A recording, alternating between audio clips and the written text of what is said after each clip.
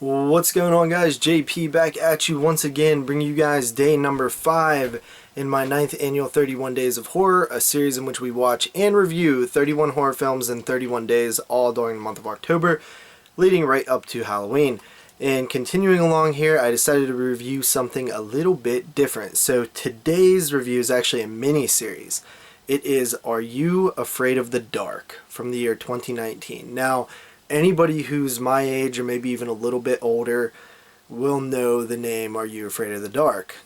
You probably have seen the TV show on Nickelodeon growing up, which was one of my favorite TV shows at the time, and one of my biggest horror influences was Are You Afraid of the Dark. Well, that's not this. They actually rebooted Are You Afraid of the Dark, and it's now a mini-series, or it was last year. They rebooted it. Instead of making it a weekly TV series, they did a 3-episode mini-series. Each episode runs about 40-ish minutes, and it's one story. So that's pretty interesting, right? This came out last year on Nickelodeon, and I was very happy to see some sort of reboot. At first they were talking about a movie, like a theatrical movie for a while, and it ended up becoming this, which this would have not done well theatrically, but for a TV miniseries, pretty cool. So this miniseries follows the Midnight Society, and the Midnight Society is a group of kids who tell stories, much like in the original series. Horror stories around a campfire. A new girl moves to this town, and she becomes friends with these people, and they invite her to take part in the Midnight Society. She tells her story called like the Carnival of Doom or something like that, and that's her initiation, and they approve her to be a member. So everything's all cool. She has a love interest in the boy next door, who's also part of the Midnight Society. And then the actual carnival from her story shows up in our town. Kids start going missing, and it's up to her and her friends to sort of figure out what the issue is. So there is a leader of the carnival, this guy in the top hat here. He's sort of the lead villain. So that's basically the story. What did I think of it? Well, I thought it was decent. I thought it was a cool sort of follow-up to the series I grew up with. It's very different in terms of it's not an anthology series. It actually, the story follows the characters who usually are just the bookends in the original series, the Midnight Society. They start the episode and then they finish the episode. Well, this miniseries follows them the whole time. And it's sort of like, it's kind of cool because it's almost like sort of that meta type thing. I like that. It was a cool way to sort of take it, which I liked. It reminded me of, I haven't seen the Goosebumps movies, the 2 that came out, but didn't they do something similar with that, where like the books, the stuff come out of the books type thing? It's like that with this, the stuff comes out of the stories here. I think the weakest part of this for me is probably the story itself. I like what they did. I like that it's set in a carnival. I just think that it was kind of a basic story, kind of by the numbers. What was so cool about the original series of Are You Afraid of the Dark was the stories were actually really good. A lot of them were. And a lot of them were influenced by things that had come before them, but they were pretty good stories. This one feels kind of basic. It seems like anybody could have kind of came up with it. It's not really that scary either, and you might be like, well, of course it's not that scary. It's a kid's show. But you'd be surprised. If you haven't seen the original Are You Afraid of the Dark, there were actually some really scary episodes. More on that in a second. But I think that was probably the weakest part. I also found that, some of the like dialogue and like kid stuff, the like love story between the girl and the boy, it was a little cringy, but I think it's just because I've grown up. I'm well into my adulthood now, so it makes sense that stuff wouldn't connect with me like it once would have.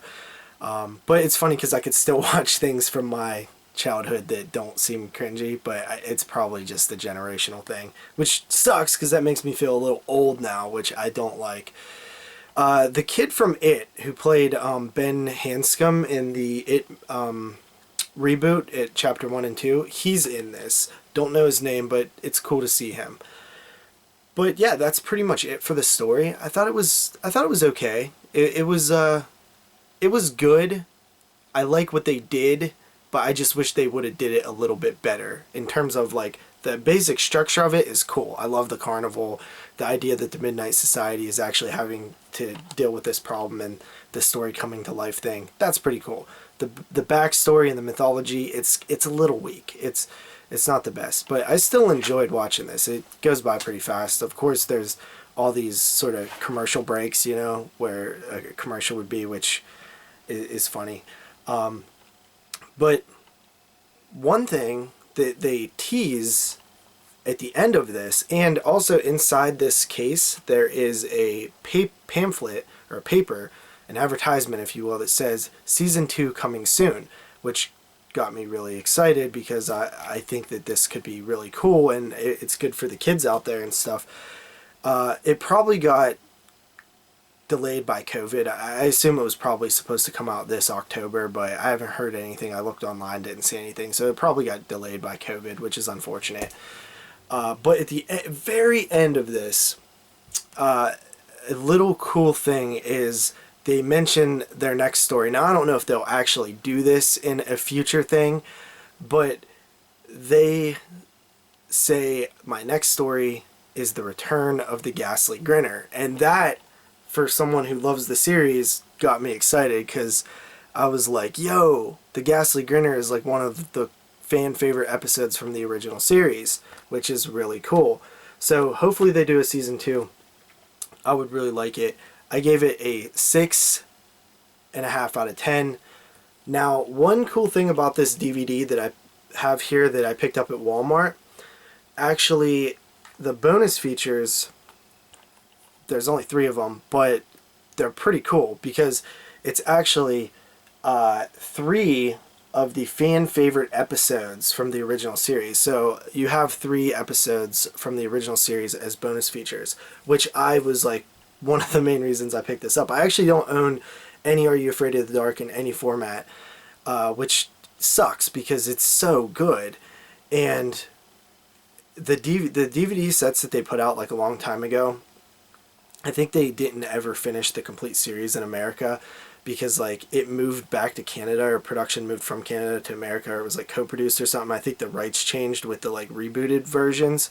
And I think that was an issue. But anyway, those sets are out of print, heavily out of print. And then they did like a manufacture on demand from Amazon thing. And I think those are even out of print. So it's unfortunate. So that sucks. Hopefully one day we get a full release of the complete series. But to hold me off on that, I did watch the 3 episodes, which of course I've seen before. They are actually probably the 3 most famous episodes, or 3 of the fan favorites. Definitely 3 of my favorite episodes.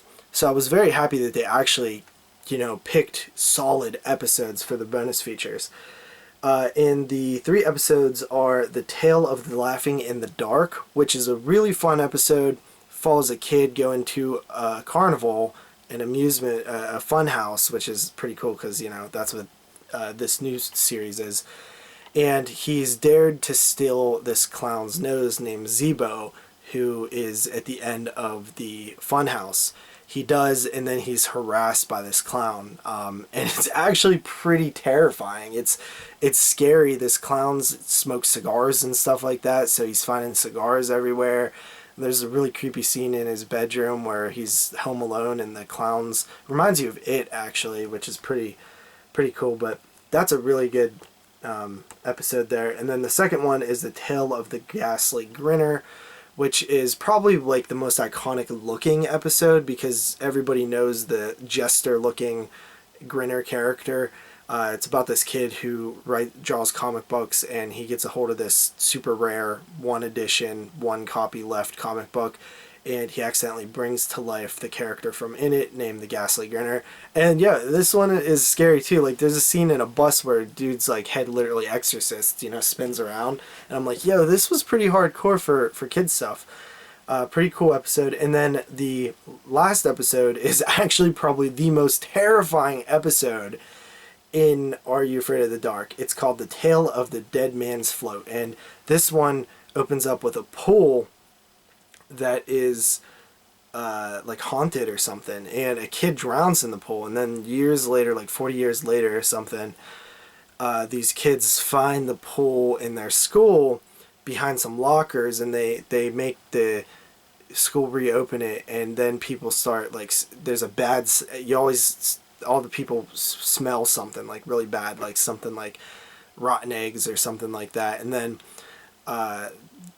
basically something tries to pull them underwater, and they find out that there was some, like a la Poltergeist, there was a cemetery there at one point, and they don't think they moved all the bodies, so it's probably like a ghost of a body, but they actually show the thing that's after them, and my God, like, it is terrifying. Like, it would be a good horror movie monster, like a rated R horror movie monster.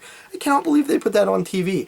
It's a super iconic, well-known episode because it is shocking at how, like, gruesome this thing is. So, very good. I was very happy with this little pickup here. It was like $12.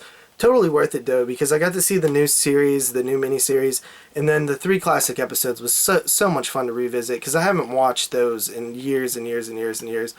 A couple years ago, I did put on a playlist of, I made a playlist on YouTube that I would watch in the background at work on, like, you know, Halloween episodes of Rugrats and Doug and all that stuff, and a few Are You Afraid of the Dark. So I did see a couple, but those specific episodes, I haven't seen in forever.